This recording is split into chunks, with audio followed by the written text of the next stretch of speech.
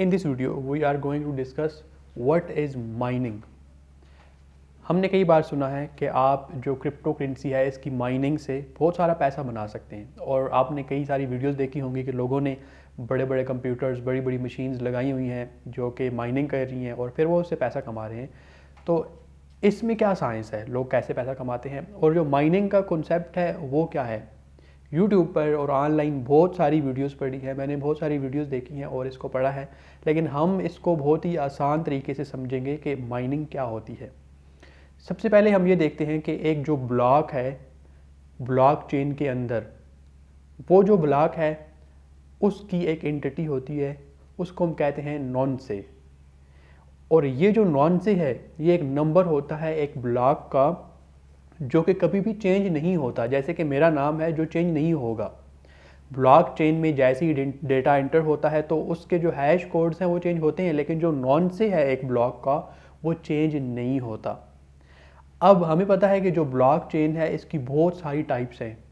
Private, public, hybrid, और कई सारी ब्लॉक चेन्स हैं जो पब्लिक हैं, कई सारी ब्लॉक चेन नेटवर्क्स ऐसे हैं जो प्राइवेट हैं, और कई सारे ऐसे हैं जो कि हाइब्रिड हैं। सबसे पहले क्या होता है कि हमारे पास एक कंप्यूटर होता है और हम उस कंप्यूटर पे एक सॉफ्टवेयर इंस्टॉल करते हैं, और फिर उस सॉफ्टवेयर को किसी एक ब्लॉकचेन नेटवर्क का, कोई ऐसा ब्लॉकचेन नेटवर्क जिसको नए ब्लॉक्स चाहिए और उसको माइनर्स चाहिए, तो हम उस ब्लॉकचेन के साथ, उस ब्लॉकचेन नेटवर्क के साथ कनेक्ट होते हैं, और फिर हम अपने कंप्यूटर को माइनिंग का जो प्रोसेस है उस पर लगा देते हैं। अब होता क्या है कि जो हमारे पास हर एक नॉन से है एक ब्लॉक का, उसके अकॉर्डिंग हमारे पास एक हेक्स कोड जनरेट होता है। मिसाल के तौर पे मैं कोई एक नंबर लिखता हूँ, एक ब्लॉक का एक नॉन से नंबर लिखता हूँ, तो उसके अकॉर्डिंग एक हेक्स कोड जनरेट होगा।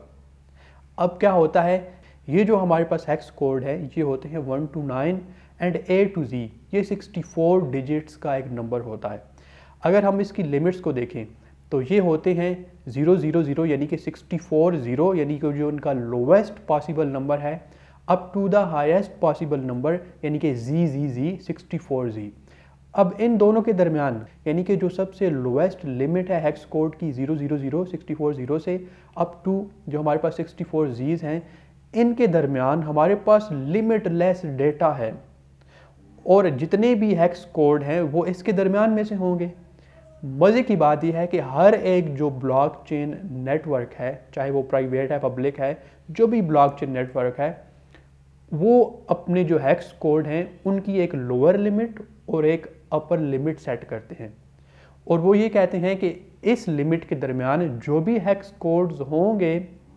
वो हमारे सिस्टम का हिस्सा बन सकेंगे, वो ब्लॉक्स हमारे सिस्टम का हिस्सा बन सकेंगे।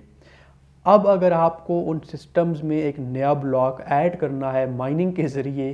तो आपने उस ब्लॉक का जो हेक्स कोड है वो वाला लेना है जो कि उनकी लिमिट के अंदर आता है, और यहीं पे आता है माइनिंग का प्रोसेस। मिसाल के तौर पे मैं एक नंबर लिखता हूँ एक नॉन से का,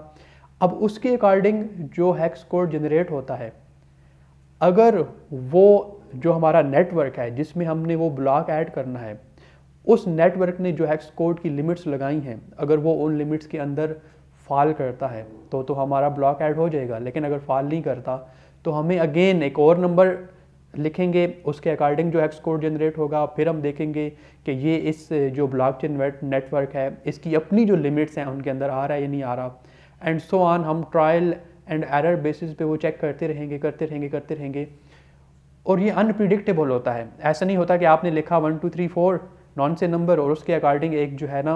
हेक्स कोड जनरेट हुआ, और वो वही जनरेट हुआ जो कि आप जिस नेटवर्क का हिस्सा थे ब्लॉकचेन नेटवर्क का, उनका जो ब्लॉक था यानी उनकी जो लिमिट्स थी हेक्स कोड की लोअर और अपर लिमिट्स, उसके दरमियान में वो हेक्स कोड आ रहा था, और आपने मज़े से एक पहली बारी में ही आपने एक नया ब्लॉक माइन करके उनको दे दिया। ऐसा नहीं होता, इस पे कंप्यूटिंग पावर लगती है। जैसे ही हम कंप्यूटिंग पावर की बात करते हैं तो चूंकि हमें नहीं पता कि कौन से नंबर के अकॉर्डिंग कौन सा हेक्स कोड जनरेट होगा और उसकी लिमिट क्या होगी, तो इसके लिए जो हमारा कंप्यूटर है उसको बहुत सारी रिसर्च करनी पड़ती है, उसको बार बार ट्राई करना पड़ता है, और यहीं पे बहुत ज़्यादा पावर कंज्यूम होती है, यानी कि बहुत ज़्यादा बिजली कंज्यूम होती है। और बहुत सारी एफर्ट के बाद जैसे ही हमें एक हेक्स कोड मिल जाता है जो कि उस नेटवर्क का हिस्सा बन सकता है। मिसाल के तौर पे एक ऑर्गेनाइजेशन है और उनका एक ब्लॉकचेन नेटवर्क है, उन्होंने हेक्स कोड की कुछ लिमिट्स लगा दी हैं कि अगर हमारा जो ब्लॉक है उसका जो हेक्स कोड है वो उस लिमिट में होना चाहिए। आपने वो उस हेक्स कोड की लिमिट में से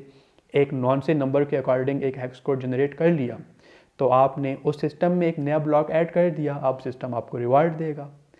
और ये जो सारा प्रोसेस है इसको हम कहते हैं ब्लॉकचेन माइनिंग। और जो कंप्यूटर्स और जो लोग ये काम कर रहे होते हैं, जो लोग इससे परफॉर्म करवा रहे होते हैं, उनको हम कहते हैं माइनर्स। इसके बहुत सारे कॉन्सेप्ट हैं। अब देखें जो माइनिंग का वर्ड है, जो टर्म है, वो क्यों यूज़ हुई, क्योंकि हमारे पास एक हेक्स कोड लिमिट्स के दरमियान लिमिटलेस डेटा था और हमने उस डेटा में से अपना जो ब्लॉकचेन नेटवर्क था जिसमें हम कनेक्टेड थे, हमने उस डेटा में से एक ब्लॉक, एक हेक्स कोड माइन किया और फिर जाके उस सिस्टम को दिया, और इस तरह हमने एक नया ब्लॉक माइन करके उस ब्लॉकचेन नेटवर्क में ऐड कर दिया, और इसको हमने बोला ब्लॉकचेन माइनिंग। उम्मीद है कि आपको ये प्रोसेस समझ आया होगा। थोड़ा कम्प्लेक्स है, अगर नहीं समझ आया तो हम किसी और वीडियो में फिर इसको मैं कोशिश करूँगा कि वाइट बोर्ड पे समझाया जाए। मुझे बताइएगा कमेंट्स में कि ये आपको समझ आया कि नहीं आया। अगली वीडियो में हम जो मज़ीद नई चीज़ें हैं, कंसेंसस एल्गोरिदम है, उसके बाद जो हमारे पास हैश कोड्स हैं वो कैसे काम करते हैं, जो ब्लॉकचेन है इसकी सिक्योरिटी कैसे होती है, इसकी लिंकिंग कैसे होती है, उन सारी चीज़ों के बारे में बात करेंगे। मिलते हैं आपसे अगली वीडियो में, तब तक के लिए अल्लाह हाफ़िज़।